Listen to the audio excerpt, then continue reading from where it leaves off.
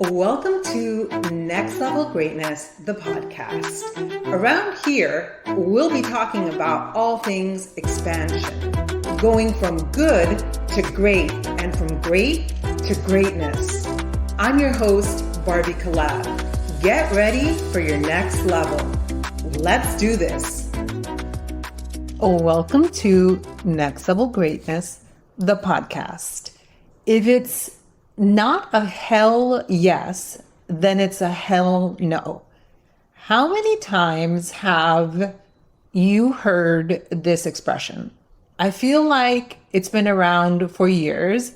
And right before I popped on today, I actually went on Google and typed the expression. And I saw that a bunch of people have written on the topic, psychologists, normal people, whatever that means, bloggers. And I really only looked for a few minutes, but they were talking about the quote unquote danger of this phrase, because sometimes there is a healthy fear that comes from doing something that would be good for you, but it's scary. So that's not what we're going to talk about today. I'm going to entertain you with this. I'm going to give you some food for thought. We're going to talk about my recent experiences of if it's not a hell yes, then it's a no. It just landed so differently for me this past week, and I wanted to share. So I'm teaching the course Athena, and we had Jen Norlin, who's a human design expert. She has been on the podcast in the past, probably 2 times. I love her. And she's amazing. Anyway, she has had the most incredible manifestation happen in her life. And I'm going to shorten this story, but the bottom line is pretty freaking amazing. So she was in corporate America as an engineer. She left her career in engineering, became a human design expert. I'm expediting all this, right? Life is in the details, but I'm expediting this just to get to what I want to share. And she said that she's had to return, or she has chosen to return to engineering, to the corporate environment 2 times. But this time she was like, I want to be a human design expert. And I have seen her hold on to her vision of what she wants in her life, even when things haven't been easy. And if you're into human design, there's this thing in your chart that's called a Chiron return. I don't even know what it means, but let me tell you, my Chiron returned in May or July. I think July. And that was when my wisdom was supposed to drop. And I was going to be like the wise woman. And I was so looking forward to it, to like it being like a party. And I'm like, yeah, my Chiron is supposed to return. I'm so excited. Oh my Lord, it kicked my freaking butt. I just felt like, I don't know, I just felt like I got my ass handed to me emotionally. All these memories and dreams. And I've only recently gotten into astrology, but apparently 7 planets have been in retrograde, and that actually does something. I can attest to you, out of nowhere, it felt like all of a sudden I was processing really, really old stuff. And once my Chiron returned, things just sort of shifted, and I just feel pretty darn amazing.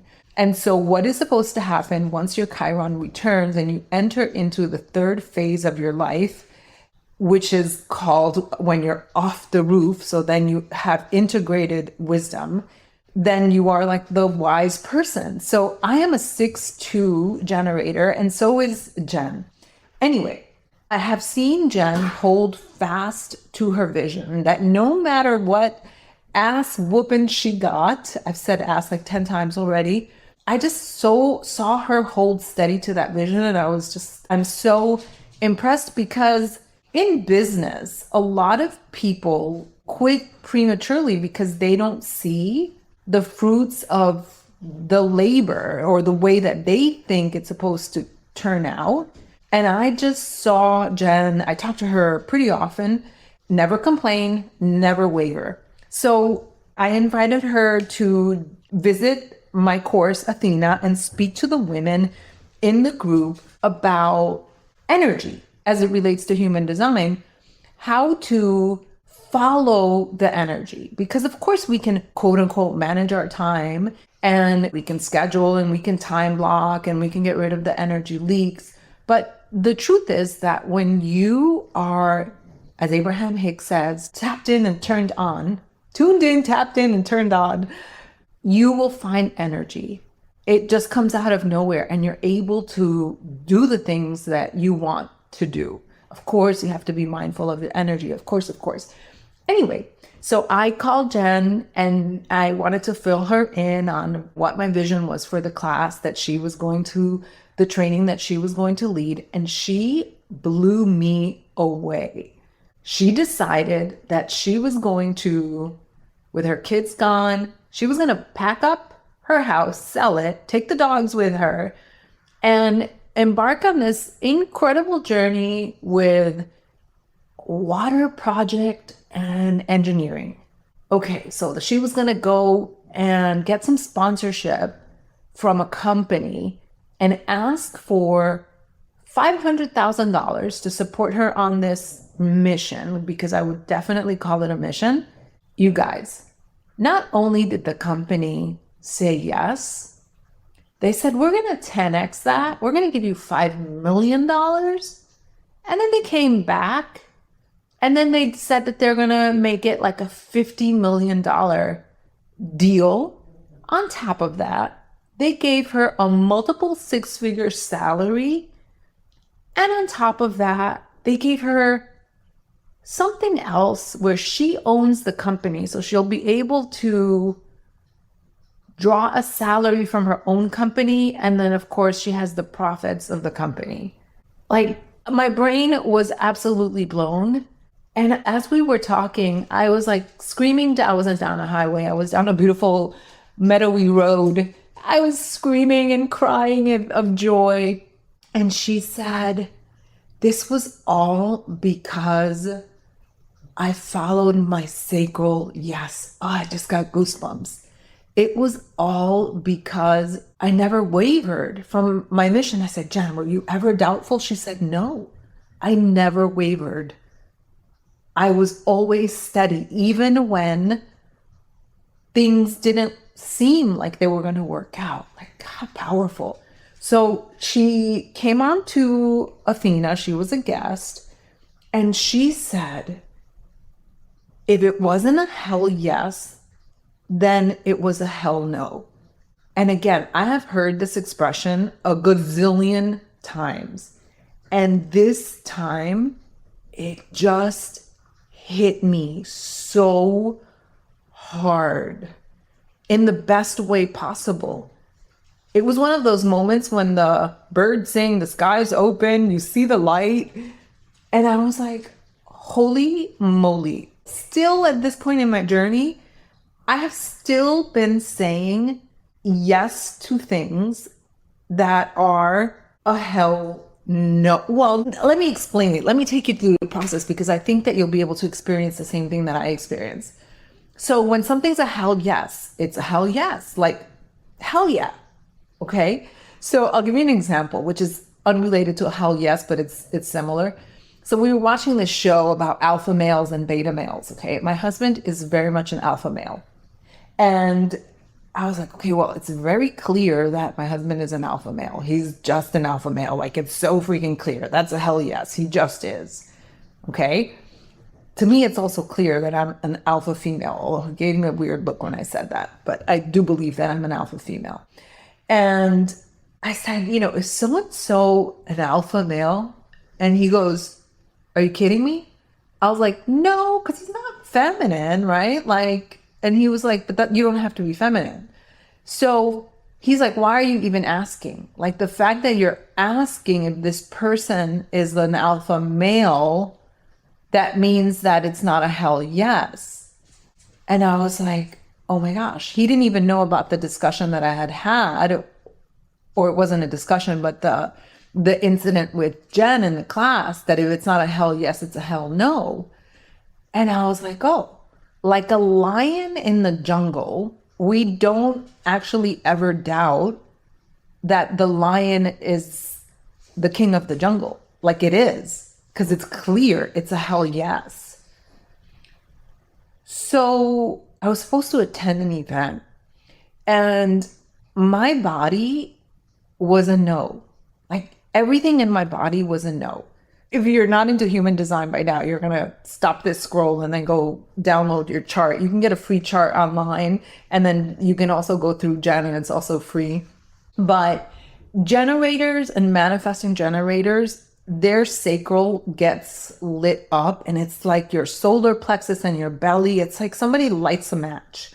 And projectors, that's a different design type, they get like a little hit. It's like a hit of intuition. I've asked what this feels like, and someone said that it feels like, you know, when you see a cat and it just knows that it's gonna like jump and then it jumps. That's what I've heard that it feels like to be a projector and to get your hit of intuition. I'm not a projector. For me, it's like literally someone, not literally, obviously, but it feels like somebody is lighting a match in my body. And then I just get lit up and I'm like my generator gets turned on. That's how I know if something is a hell yes for me. And so regarding this event, I kept going back and forth with my brain, with my mind, thinking I should go. I mean, it would look good if I go, if I went, but I don't really want to go. And I actually decided not to go because my body was a no. There was no part of me that wanted to be around so many people. And I realized I had relationships like I've had, but less now. But there are still certain areas of my life where I'm saying yes out of obligation. And if it's not a hell yes, then it's a hell no. How do you know if it's not a hell yes? Because it looks like this. Should I do this? Should I do that? Should I do this? Oh, maybe I should. I don't know. Should I? No, that doesn't sound like a hell yes to me. That sounds like indecision to me. That sounds like you don't really want to go.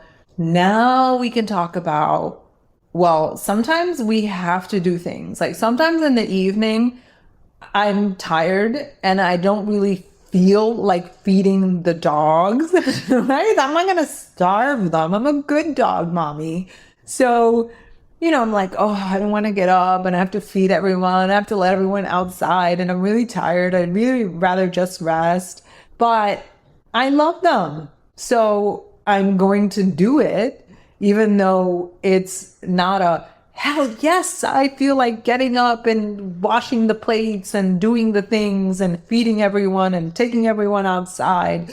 So I understand what people writing these articles, when I Googled them, what they're talking about, that like, it could be really dangerous if you're like, well, if it's not a hell yes, I'm not going to do it. Like, oh, I don't feel like going to work today, so I'm not going to go to work today. And then, you can neglect all these things that actually have to get done. But I would say that if you are consistently, well, I would say several things. Number one, if you feel that way about your work, like, I don't want to go, I don't want to go, I don't want to go, something needs to change. So is there something that you can do so that you feel differently about your work or you feel differently about your relationship?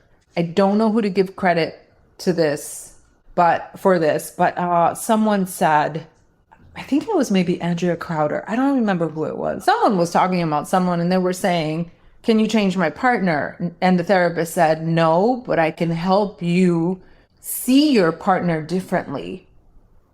And that is what I'm talking about. And as I said that, I thought about, there's this great book by Dr. Phil. Yes, like the Dr. Phil. It's called Relationship Rescue. And it talks about changing yourself. Like a lot of times we want to change our partner and we think that it's the partner that's the problem. But a lot of times what happens is that people go from relationship to relationship and they repeat the same patterns. And so it is really a question of, I don't want to say fixing ourselves, but changing our perspective, because we change our perspective everything changes. Dr. Wayne Dyer said, when you change the way you look at things, the things that look at you change. I think you understand what I'm saying, and I'm okay with my imperfection right now. When we change our perspective, the things looking back at us change. Like it changes everything. And so if something in your life is not a hell yes, the way that I'm seeing it for my own life is either I'm not freaking doing it. Like, hey, do you want to go for coffee? And I don't feel like going for coffee. Then I'm going to say no. I was so proud of myself because with this event, actually 3 of my friends sent me a message like, hey, I can't wait to see you today. And I was so proud of myself because I didn't feel like I needed to, in the past I would have. I didn't feel like I needed to explain and justify. I just said, I won't make it, but you have fun. Period. Full stop. End of sentence. No justification. Because it wasn't a hell yes for me. So where in your life are you repeating this pattern where you keep saying yes to things that really maybe you've outgrown? Really, it's time to let go of. So I was also part of this group. It was a new group that I was a part of and I had paid for it. And there was just something that didn't feel like a hell yes for me. And at first I was a little bit like, oh, I feel bad telling the person that I don't want to be a part of this thing because I had just signed up, but I listened to some of the stuff. I did some of the work and I was like, it's not a hell yes. And if it's not a hell yes for me, it meant that staying on board was taking my precious energy. It was taking from my precious energy, and I needed to cut that cord because my energy would be restored. The same thing happened with a relationship pretty recently, just like an acquaintance. And I'm like, this is not fruitful in any way. And then I just let go. And I really just have been feeling so much freer. It's really amazing. So at the same time, I am responsible. At the same time, I understand that there are some things that you have to do that are not always pleasant, like flossing your teeth, right? I actually like feeding the doggies. And every time I do feed the doggies, but I'm not lying. Sometimes I am tired and I don't feel like feeding them. But whenever I give them their food, I'm like, here you go. And I put the plate and I tell them that I love them. And that's probably mom guilt, dog mom guilt, right? But no, and maybe not, because I could be like, here, let's get this over with. And then, then I could like go and enjoy the rest of my day. Like, I'm not that big of an asshole at all. No, not at all. But if there's something that needs to be done, can we do it in a way that brings us pleasure, or at least can we shift our perspective so that we are not miserable? So tomorrow I have a session with a rapid resolution therapy therapist because there's an issue that I want to work with on regarding my nervous system. I'll tell you about it a different day. I'm really excited about it. And in rapid resolution therapy, there's this whole idea of, is it useful if I do something that I don't really feel like doing? The way that you get yourself to do this thing is to ask yourself, like, will it feel good to have done? And I know this, I think I've mentioned Andrea twice. I'm taking one of her courses, Andrea Crowder. I'm taking one of her courses called The Pleasure Model. I can link it below. It's so good. And that got me thinking about like, okay, well, yeah, there's some things I don't feel like doing. Like I'm a neat freak a little bit. So I cannot stand seeing clothing all over the place in the laundry room. Do I feel like organizing stuff? Do I feel like mopping every day? No, but it will feel great to have done it. And so I can change my perspective and enjoy doing it because I know it's going to feel good to have done it. So there is that. And I am someone that embraces the fear. Like, I love trying new things. If anything, I'm impulsive, right? Like, I'm like, yes, I want to do it. Yes, because it's a hell yes. But just for the record, I mean, I think I've stated it sufficiently that no, I'm not for 1 second saying that you should be irresponsible, that you should neglect your duties. I am saying find a way to do things, if you have to do them, if they have to be done, that fit who you are and that are enjoyable. This is my relationship with social media. I started the year and I'm looking at my vision board right now and I was like, okay, how can I make social media fun? Because it was such a chore for me. And now it's not. Like, now I'm having so much fun. Now I'm having so much fun connecting with people and expanding my network. And I'm having so much fun really getting clear on my mission, my vision, and expressing that through social media. Like, truly, like, it's that lit up my sacral. That is making me feel so happy.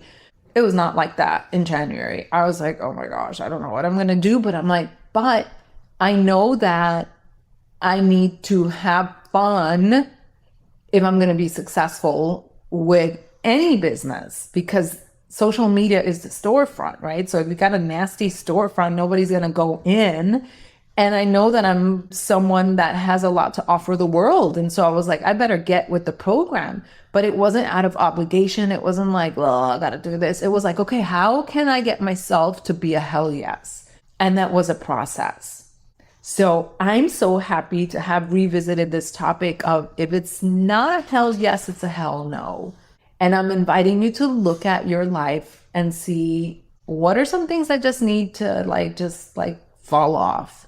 And what are some things that you need to find ways to enliven, to bring back that oomph? And that's that. Hey, I wanted to tell you before we sign off that I have introduced a few options to work with me one-on-one. So one of them, and the spots open in October because I am full for September, but one-on-one coaching for 3 months. I'll put the links below, but message me for details because it is a very, I'm never looking to just collect your money, right? It has to be the right fit. And then I'm also, this is really exciting, it's going to be group coaching mastermind for business in voice memo. So voice messaging. I've been a participant in that, and I've had such a great experience that I decided to do that. And finally, I'm offering 1 week of individual coaching in Voxer, also voice messaging. And again, I've tried all these different options as a participant and I have loved it. So I was like, you know what? I'm going to go ahead and extend those Voxer packages. And with my one-on-ones, and it's very, very few. And so I want to make sure that if that is something that you want to do, I also want to make sure that it's something that we want to do together and that it's a good fit for both of us, and that I can help you, right? Because sometimes it's just not the right fit. And I would tell you like, it sounds like you need this, or you would be better served if you had that. All right. So I will put all the links below. I hope you have an amazing rest of your day. And as always, I will see you in the Magnetic Portal community. And then also, if you have not left a review yet, I would love for you to do so because they really, really do help. Okay. I'll see you next time. If you loved this episode and if you're loving my podcast, I would love for you to leave a review. They really do make a difference in spreading the word and having more people be impacted. Also, I'd love for you to join me in my Facebook community called The Magnetic Portal. You can find the link in the show notes. I'll see you next time.